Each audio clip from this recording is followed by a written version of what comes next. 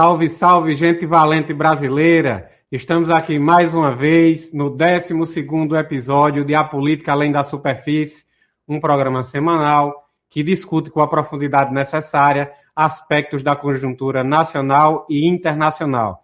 Eu tenho a honra aqui de dividir esse espaço mais uma vez com meu companheiro professor Roberto Paulino, com meu companheiro Rodrigo Tomazini. Professor, eu queria que o senhor fizesse aí uma saudação inicial para os nossos espectadores que estão fortalecendo bastante aí a ideia do nosso programa e estão fazendo esse programa chegar mais longe. Saulão, Nóbrega, lá do Ceará, Rodrigo Tomazini, lá da Curva do Brasil, né? E a todos vocês que curtem nosso programa, muito obrigado por acompanhar, pela audiência, né? O programa está crescendo, né, Saulo? Está crescendo e muita gente se envolvendo, divulgando, curtindo, comentando sempre, e aprendendo, né? Porque o objetivo do nosso programa é também debater para ajudar as pessoas a entender a política além do muro, além da superfície. Mas, Saulo, eu queria começar dizendo que eu acho que se você colocasse uma camisa do Alecrim aí, eu acho que ia ficar melhor, viu, Saulo? Olha, o Alecrim que é meu time, ou quem sabe, semana que vem você aparecer aqui com a camisa da seleção brasileira, né? Porque isso aí, esse time aí, o que é mesmo, Saulo? É o Vasco? É o Botafogo? É o Flamengo? É o Corinthians? Que timão que é esse aí?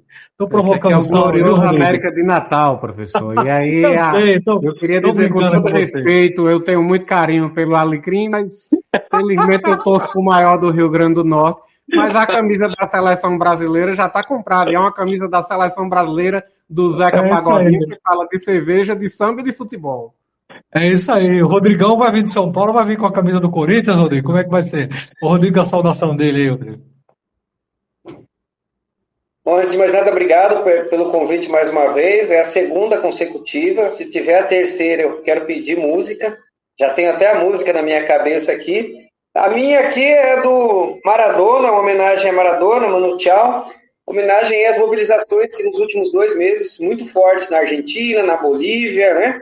Bloqueios estudados, estudantes no Chile, a eleição peruana e, se tudo der certo, também a eleição na Colômbia e a eleição aqui no Brasil. Viva a América Latina, vamos derrotar o imperialismo e chutar a bunda de Trump fora daquilo que ele acha que é o quintal dele, que na verdade é a nossa casa.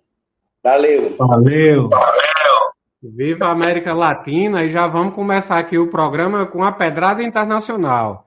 O presidente dos Estados Unidos, Donald Trump, enfrenta um forte desgaste político e crise de impopularidade, com taxas de desaprovação acima de 60%. Apenas essa semana, Trump foi vaiado pela torcida brasileira num jogo da seleção feminina de futebol do Brasil contra os Estados Unidos, e após isso, Trump foi vaiado em Nova York, né, com a presença dele no ginásio em uma partida de basquete da NBA.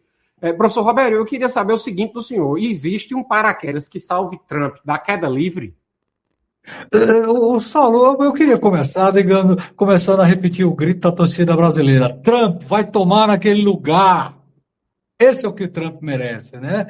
E também, digamos, então foi aqui no jogo da seleção brasileira contra a seleção norte-americana, durante no momento do canto, né, do hino dos Estados Unidos. A população brasileira foi muito dura com o Trump, mandou ele fuck yourself, né, para ele ir para aquele lugar. E lá nos Estados Unidos, no país dele, na final da NBA e do basquete, Trump foi vaiado pela torcida norte-americana, o que significa uma crescente rejeição do seu Trump. Outra coisa, o Congresso norte-americano limitou, amarrou as mãos do Trump, né, em relação à guerra do Irã. Isso, para nós, é muito bom, é para soltar fogos, né, agora no São João aqui, porque fogo no parque deles é alegria para nós. Né? Fogo no terreno do Trump é alegria para nós. Muito bom, né? Ele desce a ladeira em termos de aprovação, de popularidade, e vamos torcer que isso se aprofunde, que os Estados Unidos inteiro se levante, né? Se levante contra Trump, que ele perca as eleições aí de meio de mandato, né? Que estão previstas daqui a alguns meses, que ele perca essas eleições, porque implica o enfraquecimento da potência imperialista, não só do Trump, mas do poder imperialista norte-americano. Isso é muito bom para o mundo, para os povos do mundo, né? Para o povo do Irã em particular, para o povo ali de Gaza, porque o enfraquecimento dos Estados Unidos é, ao mesmo tempo, o enfraquecimento de Israel, que segue destruindo e matando lá na faixa de Gaza, né? É também a abertura para o surgimento de novas potências, né, que são mais pacíficas, como, digamos, a China, como, digamos, a Rússia. Não estou aqui defendendo os regimes políticos, né, de China e de Rússia, mas o surgimento dessas novas potências, a configuração de um mundo geopoliticamente mais plural, com novos centros de poder, isso é bom, né? Isso é bom porque leva a que qualquer assunto mundial tenha que ser negociado entre diferentes centros de poder, né? Então, contribui, né, para a limitação do poder norte-americano, a derrota do Trump, é uma derrota da potência imperialista norte-americana e contribui para um mundo melhor, um mundo mais de paz. Não vamos ter aí de imediato, né, um mundo com paz, com igualdade, como nós gostaríamos, mas é um passo, né, a derrota do Trump é um passo em nossa direção, é uma vitória dos povos do mundo que o Trump seja derrotado, especialmente dentro dos Estados Unidos, pela própria população norte-americana. Rodrigo Tomazini, agora somando, né, esse debate aí da impopularidade de Donald Trump, a gente tem visto aí a Copa dos Estados Unidos, a Copa do Mundo, que vai ser sediada nos Estados Unidos, ser chamada de Copa da Vergonha, né, devido às severas restrições migratórias, revistas humilhantes nos aeroportos, a negação de visto e deportações de membros da FIP, jornalistas, até de delegações. O que isso é o que a extrema-direita do mundo tem a oferecer no ponto de vista do campo político? É daí para baixo, né? Acho que antes eu quero colocar uma coisa importante. O Trump, ele tem uma das menores aprovações da história, 35%. A menor da história foi 33% em 2017. Então, vejam, eu chamo atenção para isso, ele se reelegeu. Né? Mas, mesmo assim, é um fato extremamente importante o que está acontecendo. Tá? Porque também tem a ver com esses atos que houve tanto na final da NBA em Nova York, né, dele ser hostilizado mesmo, em peso, no hino nacional brasileiro, tanto no jogo que o Brasil ganhou de 2-1, quanto, infelizmente, na vergonha, né, da seleção brasileira ontem, nós temos que dizer, no descontrole, perder por 1-0. Mas a torcida brasileira vaiando mesmo os Estados Unidos, e a gente sabe que o jogo estava sendo, né, no Nordeste, em uma cidade onde Lula tem 67%. Né? Então a gente sabe que aquelas vaias ali, e cantar o hino de maneira muito incisiva, muito forte, e aplaudir o Brasil de maneira muito forte, não era o mesmo que ocorreu na Copa do Mundo no Brasil, mas sim mostrando que nosso país ele tem que ter autonomia, ele não pode se ajoelhar ao imperialismo. Eu acho isso muito importante. Acho importante também o fato de haver ali, além da impopularidade, mas no início de uma divisão, né, entre Trump e Netanyahu. O Trump falou, totalmente louco, chamou o Netanyahu no telefonema disso, de se vocês continuarem esses ataques, vocês vão me destruir. Né? Então há um racha, por quê? O Netanyahu ouviu o telefonema e foi lá e atacou o Líbano. Né? E ontem o Irã derrubou o helicóptero mais moderno do mundo dos Estados Unidos. Os Estados Unidos foi lá, atacou e não conseguiu fazer muita coisa. Né? Então, assim, há mesmo um problema muito sério, muito grande aí, de impopularidade que tende a... Eu não vejo um paraquedas para tirar essa queda livre hoje. Não consigo mais ver. Isso que você perguntou agora, né, Saulo, o que eu acho, cara, né, do que vem aí na Copa do Mundo? Eu acho que é daí para baixo. Daí para baixo. É uma Copa... as pessoas estão comparando com a Olimpíada na Alemanha, que Hitler se comportou melhor. Olha o que eu estou dizendo, como é sério. Hitler se comportou melhor. Né? E o que está acontecendo de proibição de árbitro? Um árbitro que apitou a final da Champions League, sabe? Apitou a final da Champions League. Ele está impedido. Interrogatórios de 11 horas, de 7 horas...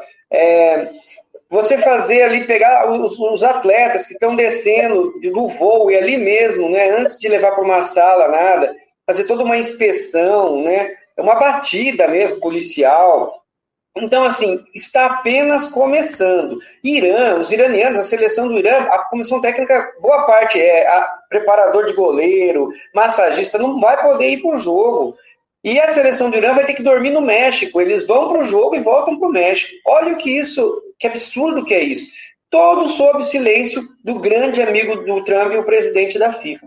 Então, assim, se preparem, porque vai ser um horror atrás do outro. Mas eu acho que isso vai servir para gerar aumento da indignação mundial contra o imperialismo. Isso pode ser um fator positivo aí que venha na conjuntura internacional. Só para corroborar com isso que você está dizendo, Rodrigo, o árbitro Somali Artan, que foi selecionado pela FIFA para atuar na Copa do Mundo, ele foi deportado pelos Estados Unidos após ter sua entrada negada. E aí vale lembrar que ele tinha, inclusive, passaporte diplomático, né? E o atacante iraquiano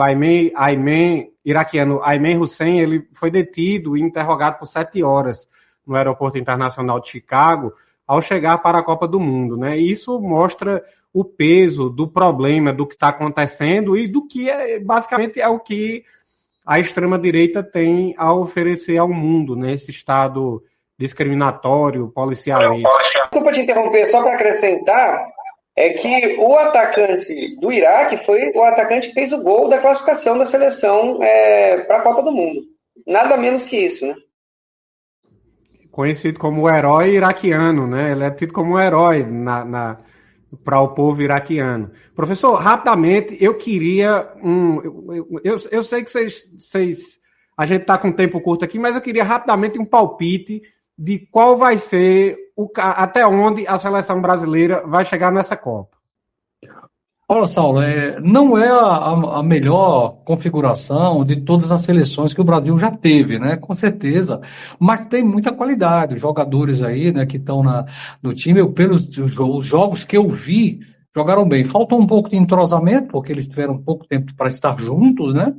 Mas eu acho que o Brasil pode ir, né? Até pelo menos aí as semifinais, tem time para isso. Para ganhar já é outro time. Vamos observar, vamos esperar, mas eu acho que nós temos time para ir pelo menos às semifinais. Rodrigo Tomalini, eu sei que você tem uma simpatia pelo ABC Futebol Clube aí no Rio Grande do Norte, portanto você não entende de futebol. Mas eu gostaria que você desse aqui para a gente o seu palpite, seu panorama para a participação da seleção brasileira na Copa de 2026. Perde para a Holanda na primeira fase do mata-mata. Não, eu acho que o Brasil consegue chegar a repetir os últimos resultados e chegar até as quartas de final. Não acredito no título? Não, mas quero estar errado. Gostaria muito que ganhasse. E aí vamos virar a página aqui, chegar no assunto nacional. E aí a campanha de Flávio Bolsonaro segue enfrentando um desgaste em longa escala após os últimos apontamentos do escândalo do Bolsomaster e da sua visita conspiratória aos Estados Unidos, onde ele foi basicamente pedir para que Donald Trump use seu poder para criar dificuldades para destruir o Brasil. Neste cenário, Flávio se mantém como candidato da direita, professor? Saulo, a direita está discutindo isso, e é bom que discuta mesmo, porque eles acusaram o golpe. Literalmente acusaram o golpe, né? O Flávio, digamos, além do escândalo do Bolsonaro, fez a viagem aos Estados Unidos para tentar desviar o assunto, né? Mas parece que não adiantou. Não adiantou porque parece que deram outro tiro no pé. Porque foram fazer um pedido ao Trump, né? Que pareceu de intervenção no Brasil, de questionar a soberania, de entregar o Brasil na mão dos Estados Unidos. E a população brasileira percebeu isso. Então, aparentemente não. Em termos reais, o que acontece é que o Flávio Bolsonaro segue descendo a ladeira, né? A diferença nas últimas 3, 4 pesquisas aí que foram feitas depois do escândalo do Bolsonaro e agora já depois da visita dele aos Estados Unidos, é que a diferença no primeiro turno entre Lula e Flávio Bolsonaro está chegando a 6 ou 7 pontos, o que é uma certa tranquilidade, né, para a esquerda, né, para a campanha do Lula. E no segundo turno o Lula bate todos eles, e ao ponto, veja, como o golpe foi duro, é que hoje no segundo turno, na simulação do segundo turno, já tem candidato de direita que iriam melhor do que o Flávio. Por exemplo, o Ronaldo Caiado, no segundo turno com Lula, chegaria mais perto do Lula do que o Flávio Bolsonaro. Tamanho foi o desgaste do Flávio. Isso é muito bom também, para saltar fogos, e que Flávio Bolsonaro, esse entreguista, que quer acabar com o PIX, né, que quer fazer o jogo norte-americano, que quer vender a soberania nacional, e a população brasileira entendeu e percebeu que ele continue caindo nas pesquisas e a direita entre numa crise, porque vai ser derrotada, nós vamos dar uma lavada e vamos derrotar a direita nas eleições agora de final de setembro. Rodrigo, eu estava ouvindo, como sempre, uma rádio aí do Rio Grande do Norte, e aí um comentarista ele fez uma análise que eu achei curiosa. Na análise dele, a direita não teria um nome para apresentar na eleição de 2026, porque o PL tem o maior espaço e não abriria mão desse espaço para um candidato de outro partido. Então, nesse cenário, só restariam a opção de Michele Bolsonaro, que seria inviável, e para apresentar um candidato, o PL teria que apresentar o senador Carrasco dos Direitos Trabalhistas, que é do Rio Grande do Norte, o senador Rogério Marinho. Aí eu fico a pergunta, desgraça pouca para a direita é bobagem? Assim, eles perderam a grande oportunidade de vencer a eleição, que seria, né, vencer, não digo vencer, mas chegar com condições de disputar. Seria o governador Tarcísio de São Paulo, né, que se apresentaria como um ultradireitista, só que mais moderado. Só que a família Bolsonaro não vai perder o nome Bolsonaro. Minha avaliação é que nem Rogério Marinho eles vão aceitar. Por quê? Porque para eles é melhor perder com Flávio Bolsonaro, mas manter esse grupo que eles têm coeso de bolsonaristas, do que correr o risco de perder com outro ou mesmo vencer com outro e perder o controle da extrema-direita. Hoje eles são os representantes do Brasil da extrema-direita mundial, inclusive. Então, assim, eu vejo que eles são bastante pragmáticos na construção da extrema-direita brasileira. Apesar de serem totalmente desorientados, né, atabalhoados, eles só fazem ajudar a gente, né, tudo que eles colocam à mão. E quando eles falam de fake news, eles começam a subir nas pesquisas, assuntos irreais, mamadeiras de piroca, essas coisas todas. Quando eles vão para a política real, eles destroem tudo, porque eles não têm embasamento, eles não têm nada além das mentiras. E o que eu vejo agora muito importante para nós é que a esquerda está aprendendo a utilizar de maneira correta as redes sociais e está conseguindo combater eles nas redes. Os últimos números são fabulosos para nós, né? Então, assim, a gente tem um momento histórico muito importante, mas que eles não vão desaparecer, certo? Eles não vão desaparecer por quê? Porque eles vão continuar com o Flávio, eu imagino, né? Apesar de perder apoio de parte da direita, né?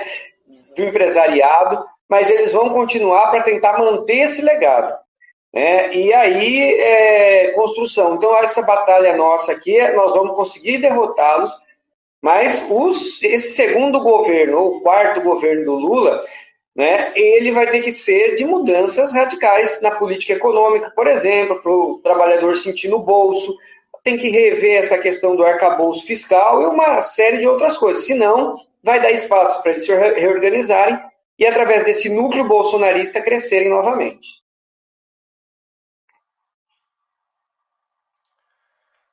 Professor, o senhor já disputou uma eleição contra Rogério Marinho, que foi a eleição para a Prefeitura de Natal em 2012. E aí, Rogério Marinho é um candidato, me parece um candidato excelente, porque ele tem o carisma de uma porta de madeira.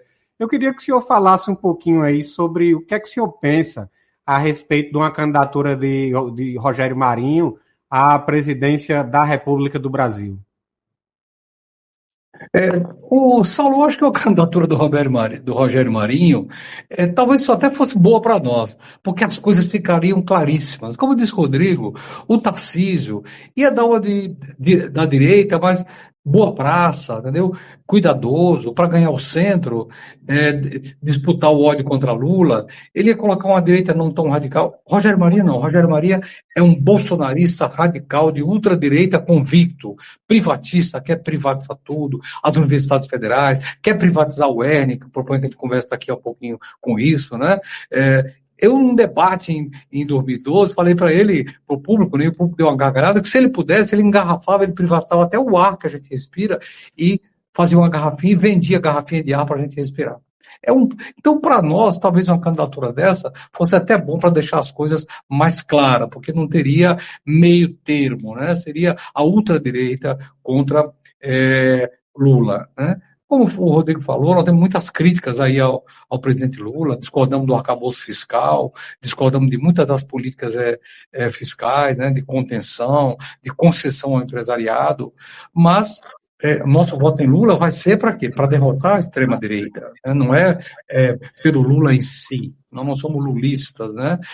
Não somos. Alguns falam, vamos juntar o time de Lula. O pessoal não é do time de Lula. O pessoal vai aprovou o apoio ao presidente Lula, mesmo discordando de muitas coisas da sua política, para derrotar a extrema-direita, né? Então, essa é a resposta à sua pergunta, que talvez fosse até bom fazer. Mas eu acho que, como o Rogério falou, os Bolsonaro não vão aceitar uma candidatura de Rogério Marinho. Eles vão procurar ali, preferem perder com o Flávio para manter o controle da outra direita do que abriria para um Tarcísio, para um Rogério Marinho, para um Romeu Zema ou Ronaldo Caiado. É isso aí. Agora já pegando aí o gancho, né, do que o senhor falou, a direita ela é sempre composta por muito ódio. E aí nos últimos dias, nos últimos tempos, na verdade, né, a direita do Rio Grande do Norte elegeu um novo espantalho, que é a UERN, né? Para a direita, a UERN é um espaço de prejuízo, que não tem função e que deveria ser privatizada.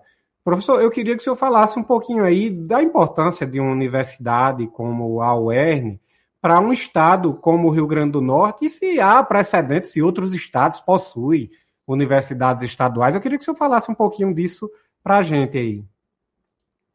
Saulo, as universidades públicas, federais, estaduais, são elementos centrais, primeiro, de indução do desenvolvimento de cada estado. Em segundo lugar, de inclusão social. Vou dar o exemplo de São Paulo. São Paulo tem algumas universidades estaduais, como a USP, onde eu estudei, ou a Unicamp, que cumprem papel essencial no desenvolvimento do estado de São Paulo. Mas não é só São Paulo, não. O Ceará tem 3 universidades estaduais, né? Em média, aí, os estados maiores têm 2 ou 3 universidades estaduais e sempre utiliza essas universidades como elementos de promoção, de inclusão social das camadas mais pobres da população, alunos que nunca poderiam pagar, né, uma faculdade particular, por mais barata que fosse, vão estudar na UERN ou vêm para a UFRN. Então, essas universidades não podem ser privatizadas. Eles reclamam. Eu li um editorial de um jornal hoje, que o UERN custa 500 milhões por ano. O que é 500 milhões? É muito pouco para o papel social e que o UERN cumpre, né? Que a UFRN custa 1 bilhão, 1,5 bilhão, 2. Para o papel que se cumpre o UFRN, esse valor é irrisório. Então, nós temos que pensar no papel social que essas empresas. Imagine quantos engenheiros, quantos médicos, quantos agrônomos, né? Quantos arquitetos, essas universidades todas públicas falaram, para não falar aqui do IFRN, eu venho também, como Saulo aí, do IFRN, nós sabemos a transformação em nossa vida, né? Que foi o IFRN no 2º grau e hoje é no nível superior. Então é uma aberração tão grande, uma ofensa, né? Ficar comparando. É muito barato o preço dessas universidades quando comparado ao papel que elas cumprem, repito, em termos de indução do desenvolvimento, de promoção social, de inclusão social das camadas mais próprias da população. Então, nossa posição vai ser clara, nenhuma discussão sobre aceitar a privatização da UERN. A reitora da UERN foi esses dias da imprensa, né? E sofreu crítica da imprensa patronal, da imprensa capitalista, né? Porque ela falou que não aceita essa discussão. E a imprensa veio com toda uma conversa, não, nada está fora de discussão, tudo tem que ser discutido. Não, mas essa questão não tem discussão, não tem que privatizar mesmo, porque o que nós temos que defender é o papel de inclusão social e, como eu falei, de indução do desenvolvimento que essas universidades cumprem muito bem. Tomazini, como o professor citou aí na fala dele, a reitora da UERN foi até um programa de rádio que existe aí no Rio Grande do Norte, que é talvez o principal responsável por fabricar a UERN enquanto um espantalho, e ela fez uma defesa que me pareceu interessante. Ela citou que o Rio Grande do Norte tem apenas uma universidade estadual, enquanto o Ceará, por exemplo, tem a UES, tem a UVA, que é aqui, Vale do Acaraú, que fica sediada aqui em Sobral, e tem a Universidade Regional do Cariri. E citou também o Paraná, que é um estado de onde você morou muitos anos, que tem, acho que 5 universidades, 3 universidades, alguma coisa nesse sentido.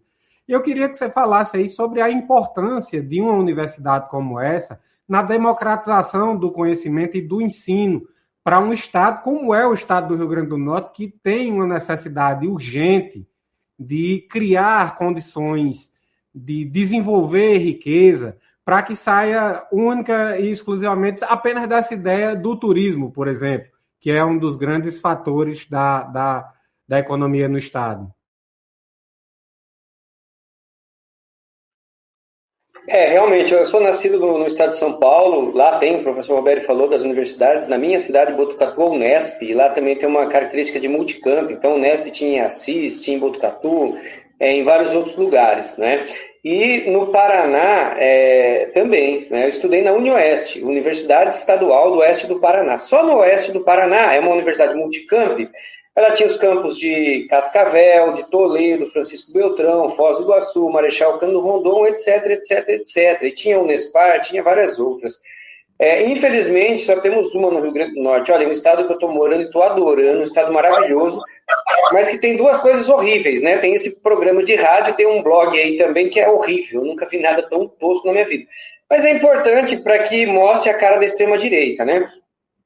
E qual que é a importância da universidade pública? E aí está o debate e entender, eu vou começar pelo inverso. Por que a extrema-direita odeia a universidade pública? Por que odeia a educação? Porque eles são nivelados por baixo. É aquilo que eu disse. Quando não é para mostrar fake news, eles crescem.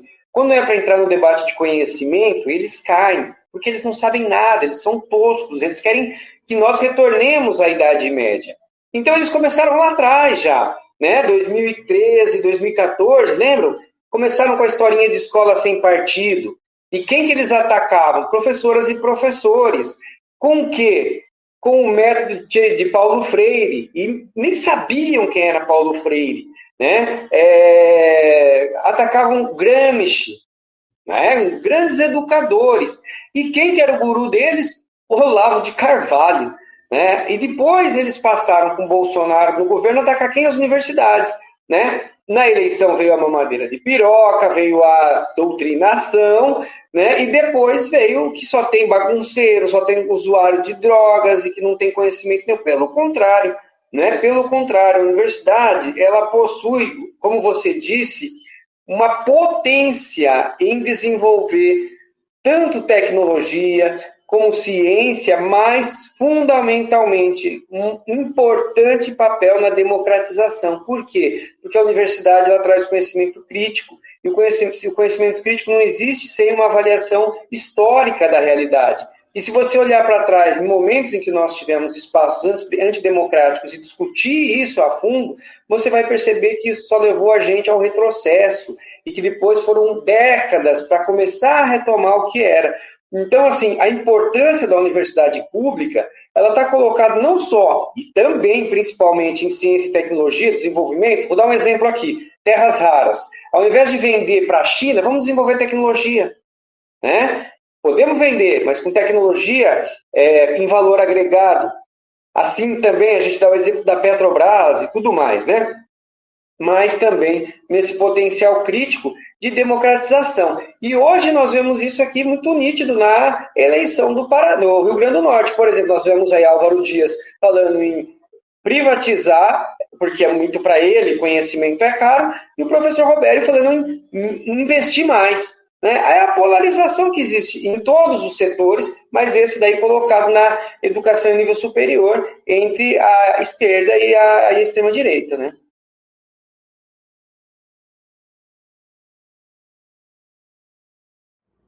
Eu vou lhe dar um dado que talvez você não saiba, mas esse programa de rádio, onde tem esse jornalista que ataca o UERN, esse cara ele é filho de um homem que construiu a sua carreira acadêmica como professor da UERN. Professor Robério, a gente viu aí algumas semanas atrás Álvaro Dias, que é o candidato da direita no Rio Grande do Norte, fazer uma fala sobre defender a privatização da UERN. Depois ele meio que tentou escorregar, não foi bem isso que eu quis dizer, depois da repercussão negativa. E aí eu ouvindo as falas de vocês aí, me veio uma reflexão, uma pergunta, na verdade, que talvez seja importante de responder. Se a gente tirar da direita a ideia de destruir aquilo que é público, e se a gente tirar da direita a ideia de beneficiar, de ser o comitê gestor dos interesses do empresariado no Estado, o que é que sobra? Olha, Saulo, não sobra nada, porque é como o Rodrigo falou, essa direita é tosca, não tem conteúdo. Só sabe criar fake news, mentira, né? Fantasma, né? O FRN é terra dos maconheiros, é de usuário de droga. Não tem nada a ver, né? E o primeiro que as pessoas têm direito, sim, de usar, digamos, o que fazer da sua vida o que quiserem, né? A cannabis hoje tem uso medicinal, inclusive. Não vamos tratar isso na campanha agora, com a nossa pré-candidatura, né? Mas, antes de tudo, as universidades públicas, como o Rodrigo falou, têm uma inteligência acumulada violenta e tem uma capacidade técnica, uma capacidade de gerar ciência para ajudar o desenvolvimento econômico e social fundamental, formando milhares e milhares de médicos, engenheiros, agrônomos, arquitetos, né, enfermeiros, muita gente que isso. Imagina o papel que cumpre um EAJ, a Escola Agrícola de Jundiaí, para o campo no Rio Grande do Norte, o mesmo campo o papel que cumpre a UniOeste lá no Paraná, que cumpre a USP, a Unicamp, né? É fundamental. E eles odeiam, a direita odeia conhecimento. Então, tirando esse ódio, tirando a criação de fake news, né? Tirando a privatização e a defesa do empresariado, como agora eles ficaram no começo contra o fim da escala 6x1, não sobra nada, Sal. Sobra tolice, sobra ódio, né? Sobra mentira nas redes sociais, isso é a direita. Ou criar fantasmas, né? Porque de conteúdo mesmo, de propostas para um país, o Estado avançar, eles não têm nada. É isso aí. E aí, professor, a gente acho que é um assunto que é importante a gente trazer aqui, né? Que é sobre a engorda de Ponta Negra, que a gente já falou aqui algumas vezes, mas a praia de Ponta Negra ela segue sofrendo, né, com alagamentos provocados pela desastrosa obra da engorda, né, que é vendida como foi vendida, né, como a salvação da praia e do Morro do Careca em um ano eleitoral, e o que entregou, na verdade, foi caos, transtorno e uma profunda crise ambiental. Rodrigo, essa obra da engorda, ela tem pai ou precisaria passar pelo DNA do Ratinho para a gente saber quem é o responsável por essa destruição? Olha, a pessoa que aparece, né, é o Álvaro Dias, tá? É o Álvaro Dias. Mas eu quero lembrar vocês que estão aqui, e aí, depois que terminar, vocês estão assistindo, vai lá no YouTube e assiste aquele vídeo da invasão ao IDEMA. Tem vários pais, todos aqueles que estavam lá, o Tiago, secretário, né, de Meio Ambiente, vocês vão ver vários vereadores lá, né, que estavam lá, todo mundo ali tem culpa no cartório. Eu acho, na minha opinião, que isso daí tinha que ser profundamente investigado e todo mundo tem que ser punido de maneira severa e exemplar. Porque aquilo lá, ele vai gerar um impacto ambiental que nós denunciamos durante toda a nossa campanha de Roberto a vereador. E, inclusive, nós sabíamos que lá entre os vendedores, que foi vendido uma ilusão para eles, né, de que aquilo ia melhorar e eles iam poder ter mais espaço para ter comércio e tudo. Nós sabíamos até que perdemos votos, mas nós não deixamos de dizer a verdade. E agora a verdade apareceu, bem antes do que eu imaginava. Eu imaginava que ia demorar mais. Apareceu agora. Vem chuva por aí. Julho vem chuva de novo. Vocês vão ver o caos que vai virar isso. Então, acho que todos aqueles que aparecem naquele vídeo, mas, obviamente, os cabeças, de uma maneira mais enérgica, eles têm que ser responsabilizados. Professor, Álvaro Dias, quando passou pela Prefeitura do Natal, ele foi responsável. Para mim, ele deixa duas marcas. Uma é a engorda da praia de Ponta Negra, que é um caos. Vai lá, professor. que eu queria dizer, Saulo, para concluir aqui, é agradecer mais uma vez ao pessoal que está nos acompanhando. Pessoal, é importante entender da política mundial, é importante entender da política nacional, a política local, estadual, porque a gente não consegue transformar o mundo para um mundo melhor se a gente não entende.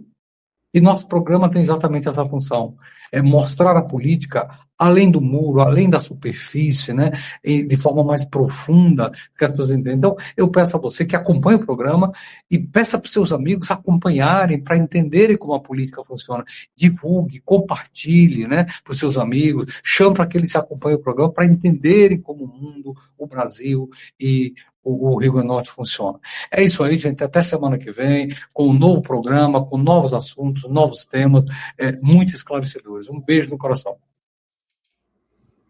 É isso aí, pessoal. Vamos se inscrever no canal também, deixar o like, que a família cresce e a gente agradece.